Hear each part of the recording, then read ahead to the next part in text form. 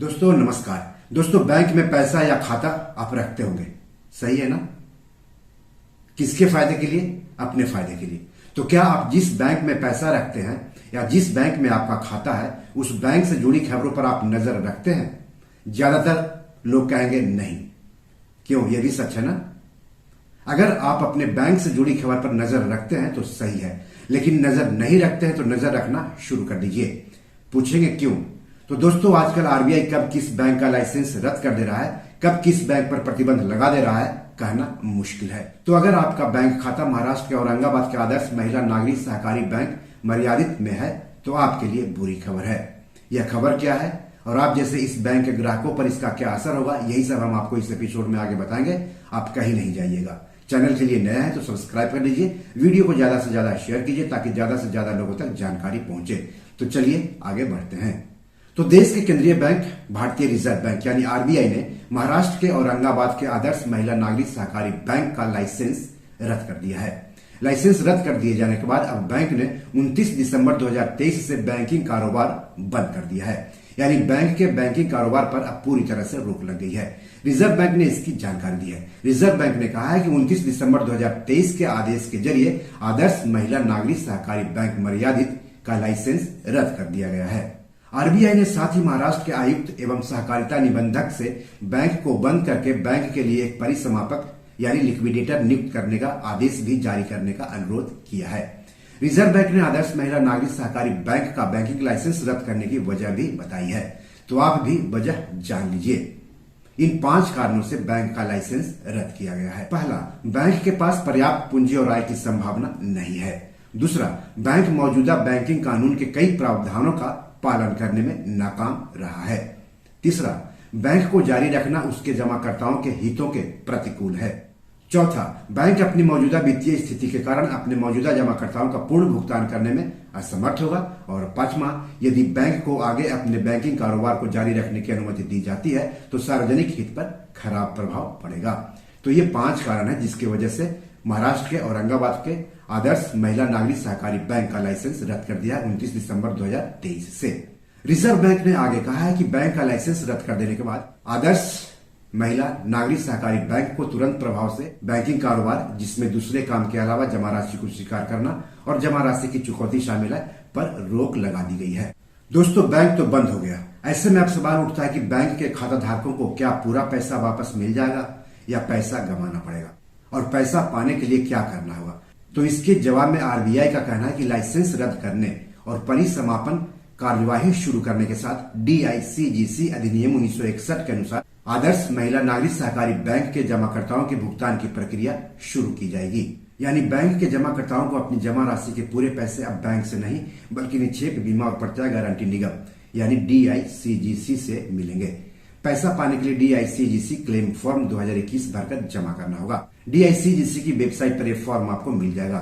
Website का link video के description में दिया हुआ है। ज्यादा जानकारी आप अपनी बैंक शाखा से ले सकते हैं।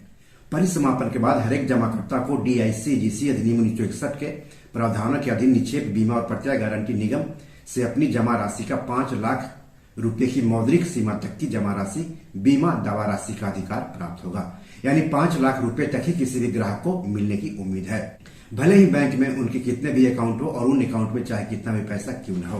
कहने का मतलब है कि अगर बैंक में किसी का 10 लाख रुपए जमा है तो उसे केवल 5 लाख रुपए ही मिलेंगे, बाकी के 5 लाख रुपए भूलना होगा। अगर किसी व्यक्ति का 6 लाख जमा है तो उसे 1 लाख रुपए भूलना होगा। अगर 7 लाख रुपए जमा है तो उसे बाकी के 2 लाख रुपए भूलना होगा। आपको बता दो कि बैंक पर उसकी खराब वित्तीय स्थिति की वजह से 24 फरवरी 2023 के कारोबार की समाप्ति से ही प्रतिबंध लगा हुआ था।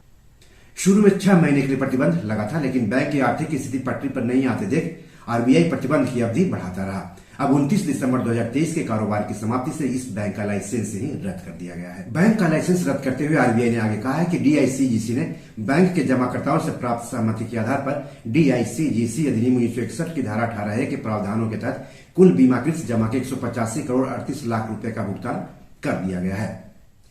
आरबीआई का कहना है कि बैंक द्वारा दिए गए डेटा के अनुसार 99.77% जमाकर्ता डीआईसीजीसी से अपनी पूरी जमा राशि प्राप्त करने के हकदार हैं। सरकार और आरबीआई को बैंक के लाइसेंस रद्द होने या डूबने की स्थिति में सभी बैंक ग्राहकों के पूरे पैसे वापस दिलाने के लिए कानून बनाना चाहिए। यह कैसा कानून है?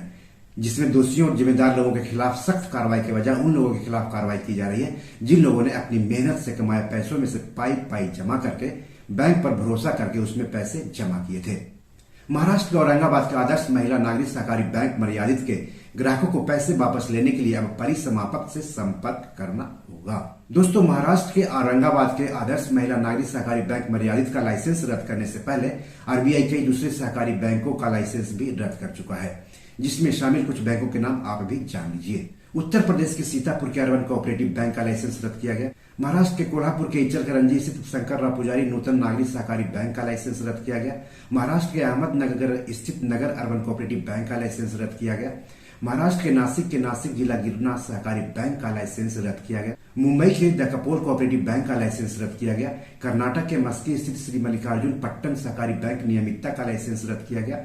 उत्तर प्रदेश के बहराइच स्थित नेशनल अर्बन कोऑपरेटिव बैंक का लाइसेंस रद्द किया गया। उत्तर प्रदेश के बिजनौर के नगीना स्थित यूनाइटेड इंडिया कोऑपरेटिव बैंक का लाइसेंस रद्द किया गया। कर्नाटक के श्री शारदा महिला कोऑपरेटिव बैंक का लाइसेंस रद्द किया गया। महाराष्ट्र के सतारा के वाई के हरिहरेश्वर सहकारी बैंक का लाइसेंस रद्द किया गया।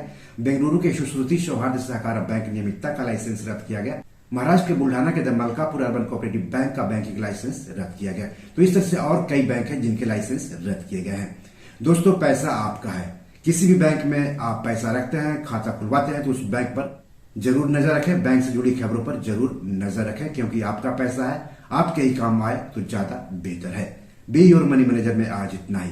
एपिसोड कैसा लगा जरूर बताइएगा। आरबीआई के इस फैसले को आप कैसे देखते हैं, हमें बताएंगे तो अच्छा रहेगा। इस एपिसोड या पैसों से जुड़े कोई सवाल हो तो जरूर पूछिए। आगे आप किस टॉपिक पर वीडियो चाहते हैं, हमें बताएंगे तो अच्छा लगेगा। धन्यवाद, नमस्कार।